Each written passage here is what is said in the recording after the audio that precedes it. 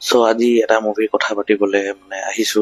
মুভিটোৰ নাম হৈছে ডিউড, ঠিক আছে, যোনটো নেটফ্লিক্সত ৰিলিজ হৈছে। ইয়াত মেইন যোনটো লিড এক্টৰ প্ৰদীপ ৰংগনাথন, সেই হিৰোটোৰ চিনেমা মানে কি ক'ম আৰু, সেই হিৰোটো যোনটো চিনেমাত থাকে সেইটো চিনেমা মানে হিট হ'বই লাগিব নিচিনাই হয়।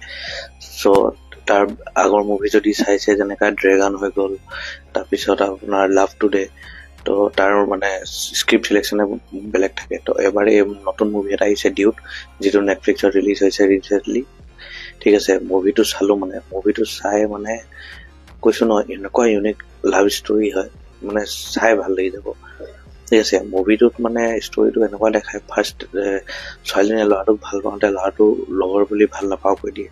তাৰপিছত লাহে লাহে তাৰ ফিলিংছ যেতিয়া হয়, তেতিয়া ল'ৰাটোৱে যেতিয়া ছোৱালীটোক প্ৰপ'জ কৰে, আকৌ ছোৱালীটোৱে তেতিয়া তাক ভাল নাপায়, বেলেগ কাৰোবাক ভাল পায়। তো সেই তাৰ মাজতে কি টুইষ্ট এণ্ড টাৰ্নছ আহে, সেইবোৰ চাবলৈ আপুনি মুভিখন চাব লাগিব।